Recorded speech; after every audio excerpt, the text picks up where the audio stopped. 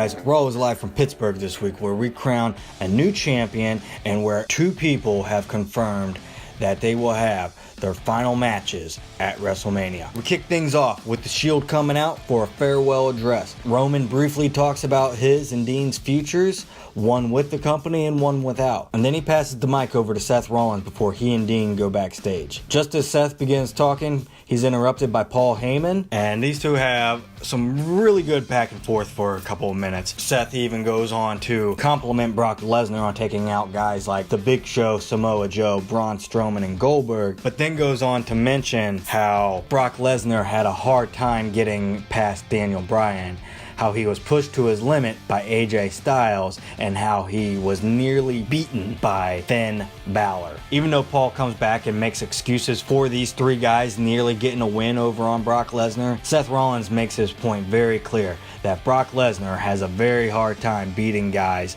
who are smaller than him. I'm going to give this segment an 8 because the bit with the Shield was good and the stuff between Seth Rollins and Paul Heyman was phenomenal. And then the segment ends with a sneak attack from Shelton Benjamin, of all people, taking out Seth Rollins. When we come back from commercial, a match has been made between Shelton Benjamin and Seth Rollins. The match is going to get a 6.5. It was a good match. It just felt thrown together. Seth did walk away with the victory here. And then we go into the Intercontinental Championship match, where Bobby Lashley not only challenges Finn Balor, but he defeats Finn Balor, of course, with the assistance of Lio Rush. I'm giving this a 6 because although this was a good match, I'm not liking how every week it seems like there's a title changing hands. The Intercontinental title just went into Finn Balor's hands not even 2 months ago. The US Championship has had, 4 people hold that title since the start of the year? There are just too many championships changing hands right now. Ronda Rousey comes out and cuts a terrific promo, and she's right, we were all booing her. Even me, I was booing the shit out of her and cheering for Charlotte to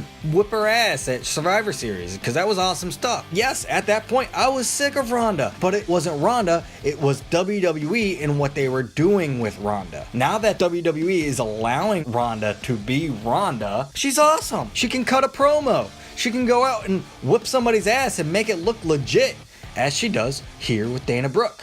Dana Brooke comes out and babbles on about how Ronda gives open challenges to anybody after a pay-per-view, but instead of accepting the match, Ronda just straight up annihilates Dana Brooke and takes her to school. Even though Ronda's promos are phenomenal, with everything that she's saying though, WWE cannot possibly allow her to win at WrestleMania. She has gone on her YouTube channel and called wrestling fake. In this promo here, she referred to WWE as being a carnival. She is being a great heel right now, and she is so much better on the mic. And hell, even the lyrics to her song finally make sense for her, because she doesn't give a shit about her reputation at this point, and she shouldn't. However, she needs to stop saying that WWE is fake. Yes, we all know that WWE is a scripted, planned out sporting event thing, whatever, but you can't call it fake. It's an insult to anybody who has ever worked in the business. It's an insult to any fan of the business, and she absolutely should not be allowed to win at WrestleMania. So overall, I'm going to give this whole segment a 7.5.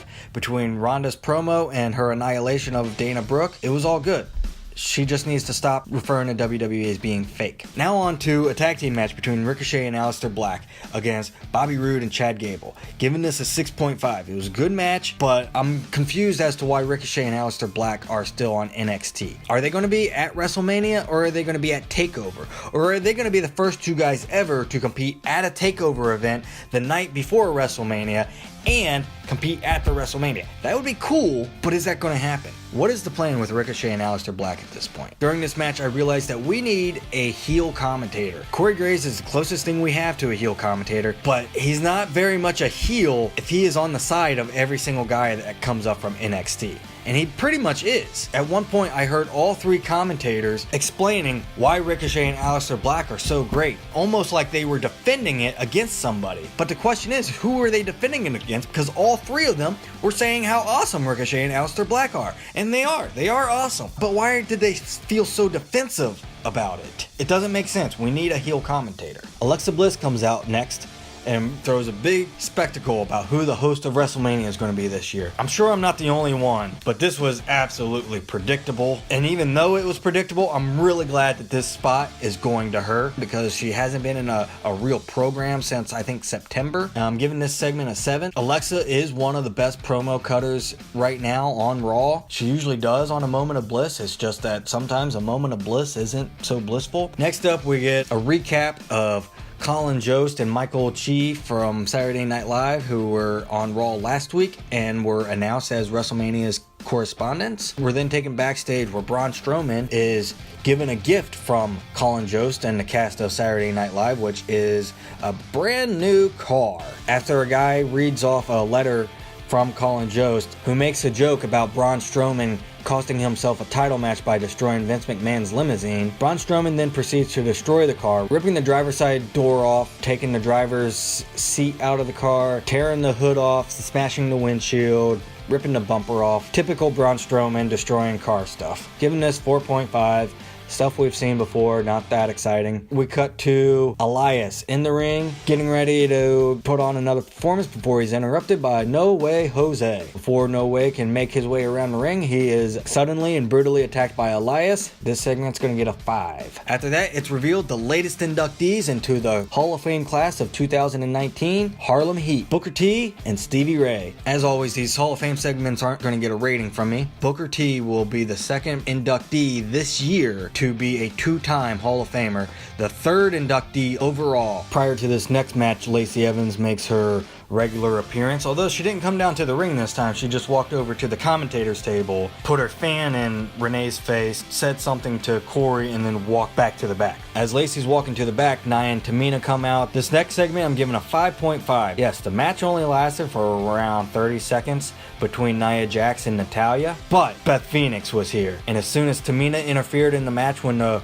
referee wasn't looking, Beth Phoenix just said, "Screw it," and jumped in the ring and just started clobbering Nia and then knocks her out of the ring. Beth Phoenix, one of my favorite female wrestlers. I'm so glad that she's back in the ring. I really am hoping that she has a match at WrestleMania. To me, it's looking like it's going to be Beth Phoenix and Natalya versus Nia Jax and Tamina versus Sasha and Bayley for the Women's Tag Team Championships at WrestleMania. And then the most disappointing segment of the night. I'm giving it a 6. It wasn't bad. I was just expecting a lot more from this. It really felt like there was something missing here. But yes, the match is made. Batista versus Triple H at WrestleMania, no holds barred.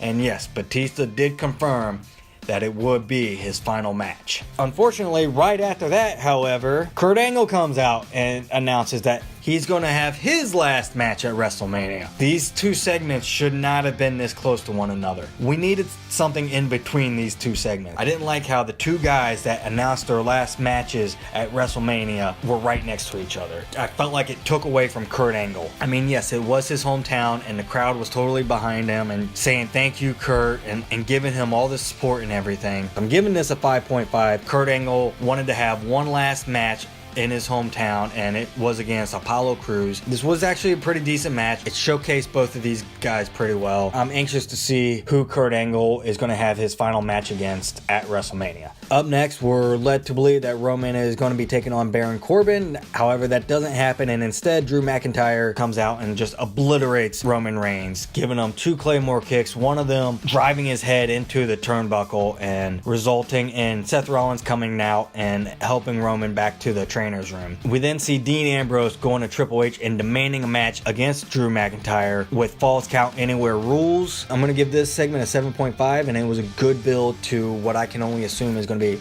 Roman Reigns versus Drew McIntyre at WrestleMania. In the main event, we get Dean Ambrose versus Drew McIntyre in that Falls Count Anywhere match. Dean Ambrose is clearly used as just a pawn here to help build toward this McIntyre-Roman Reigns match. Given this match an 8.5, it was outstanding. These two guys went all over the arena. This was a brutal match. At one point, Drew McIntyre and Dean Ambrose were fighting on the commentator's table, and McIntyre grabbed a pencil and made it look like he stabbed it in Ambrose's eye. He then stuck Ambrose in the handrail of some steps and gave him a Claymore kick, which knocked him off the stadium and onto the floor and led to the 1, 2, 3. Obviously, McIntyre was going to get the win here. to make him look strong going up against Roman at WrestleMania. This was actually a pretty unique finish to a Falls Count Anywhere match. I enjoyed it. I enjoyed the match. And this wasn't a bad night either. Overall, it gets a 6.46. Terrific building toward WrestleMania. Stay tuned tomorrow for SmackDown Live and my episode of Scaled on that. Give me a like, give me a subscribe, leave a comment if you want. Thanks for watching and stay tuned. I got a lot more stuff coming, guys.